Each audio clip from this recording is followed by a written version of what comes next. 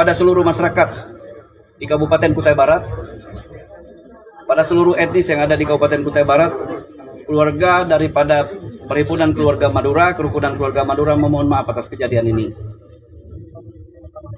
Semoga keluarga korban dapat memaafkan dan pada prinsipnya mereka bertanggung jawab atas kesalahan ini.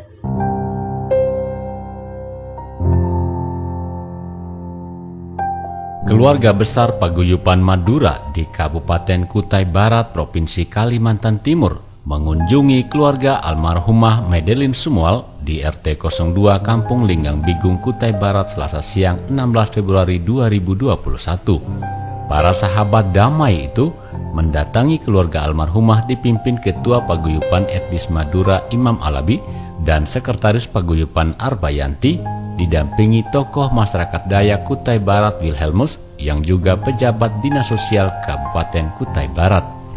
Sejumlah tokoh adat, tokoh masyarakat, pemerintah kecamatan, petinggi kampung hingga TNI Polri ikut menyaksikan dua keluarga besar ini bertemu untuk pertama kalinya pasca meninggalnya Medelin Sumual 1 Februari lalu.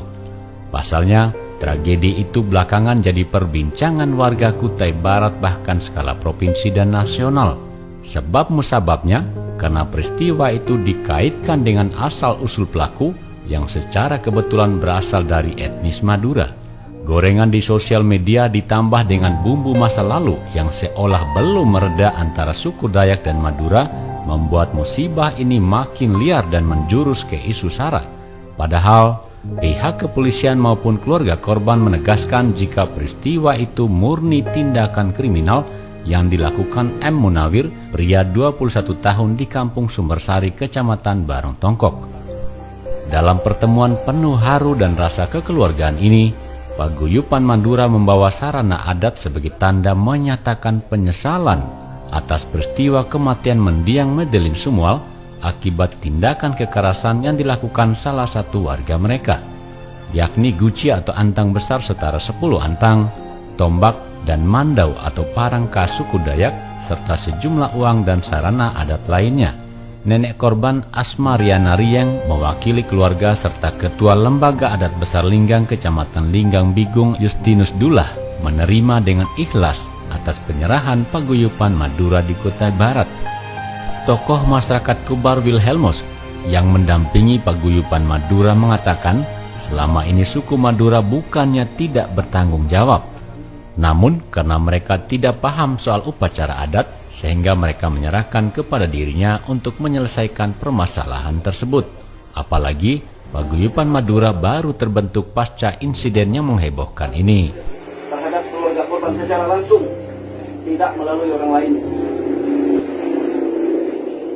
Jadi harapan dari keluarga Madura agar mereka kembali diterima sebagai warga Kubar, warga yang beradab, dan tidak putus harapan mereka juga akan dan berjanji akan memperbaiki di kemudian hari nanti, mulai dari sekarang. Ya, mengapa di sini tadi tidak ada bahasa yang agak menyimpang sebelah karena tidak ada darah. Inti kedatangan mereka ke sini pertama menyerahkan adat rakbar kepada keluarga korban secara langsung. Kedua, menyampaikan permohonan maaf atas kesalahan yang sudah dilakukan oleh oknum keluarga Madura. Jadi menyampaikan permohonan maaf kepada keluarga korban secara langsung oleh keluarga Madura. Ketiga, di dalam penyerahan itu kami menyerahkan alat seperti yang sudah kita lihat sendiri berupa antang, parang, tombak, dan tepung tawar dengan nilai uang 10 juta rupiah. Wilhelmus menambahkan, Paguyuban Madura tetap menghormati sepenuhnya keputusan Lembaga Adat Besar Kabupaten Kutai Barat sebagai bentuk rasa ikut menjunjung tinggi kearifan lokal. Mereka juga masih akan berdiskusi dengan Lembaga Adat Kabupaten melalui Lembaga Adat Kecamatan mengenai denda adat yang dijatuhkan LAB. Yang terpenting, keluarga Madura kini tak merasa diasingkan apalagi dikucilkan. Sebab lembaga adat besar sudah secara resmi menyatakan tidak akan pernah meminta etnis Madura keluar dari Kutai Barat jika tak mampu bayar denda selama 6 bulan, seperti yang diucapkan saat sidang adat di Lamin Taman Budaya Senawar 4 Februari lalu.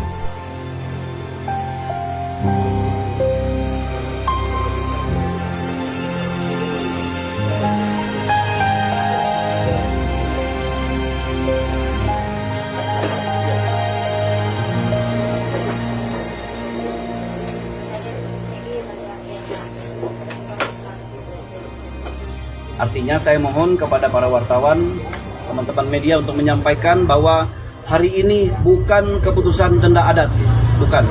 Keputusan denda adat tetap ada di tangan Ketua Dewan Adat Kabupaten yang nantinya akan bekerja sama dengan keluarga korban melalui Ketua atau Kepala Adat Besar Kecamatan Tinggal Bigung. Tujuan mungkin, saya kira ini tujuan daripada saudara kita, daripada Ketua Dewan Adat Kabupaten Kutai Barat untuk meredam keluarga korban supaya tidak bertindak. Wadis sudah puas untuk sementara untuk meredam. Ini keputusan cukup tinggi, berarti tidak pro kepada mana-mana. Mereka keputusan Dewan Adat Kabupaten Kutai Barat jangan kita ambil nilai negatif terus. Kita positif thinking dulu, nanti di endingnya nanti kan ada. Pasti di dalam hukum adat orang Dayak pasti ada yang namanya pempeng ayas, ada potongan demi potongan, potongan demi potongan. Jadi kita lebih baik positif thinking dulu.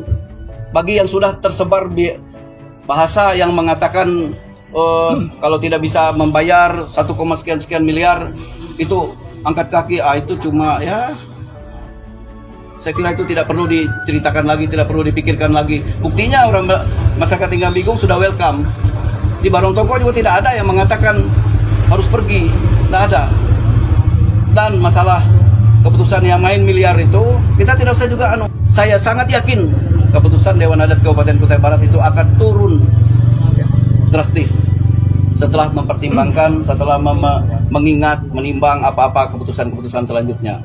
Sekali lagi kepada seluruh masyarakat di Kabupaten Kutai Barat, pada seluruh etnis yang ada di Kabupaten Kutai Barat, keluarga daripada Perhimpunan Keluarga Madura, Kerukunan Keluarga Madura memohon maaf atas kejadian ini. Semoga keluarga korban dapat memaafkan dan pada prinsipnya mereka bertanggung jawab atas kesalahan ini. Sekretaris Paguyupan Madura Kutai Barat Arbayanti yang juga Kepala Puskesmas Barong Tongkok mengaku sangat tertekan dengan peristiwa ini. Wanita yang fasih berbahasa Dayak itu sempat tak turun kerja pasca kejadian. Ia pun memohon maaf yang sebesar-besarnya kepada keluarga korban atas peristiwa itu dan berharap tetap menjadi saudara dengan semua pihak di daerah ini. Sebab di mana langit dijunjung di situ bumi dipijak sudah terpatri dalam sanubarinya. Peristiwa ini justru makin menguatkan tali persaudaraan di antara sesama dalam bingkai NKRI. Ya, harapan kita ke depan dengan terbentuknya forum ini tetap terjalin tali silaturahmi ya, seperti itu antar suku semua.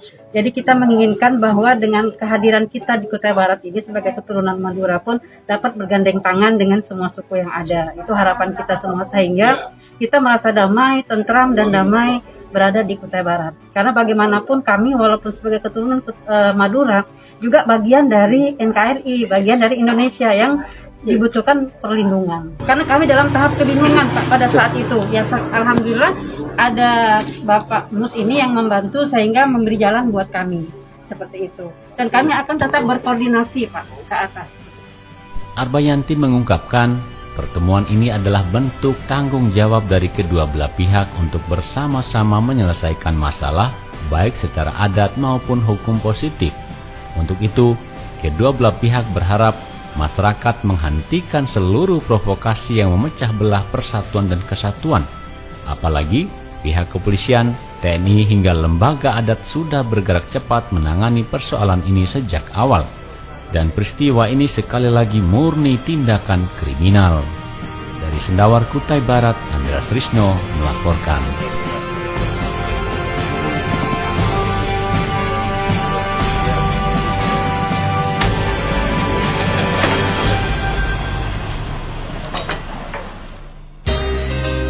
RRI, Radio Tangga Bencana COVID-19.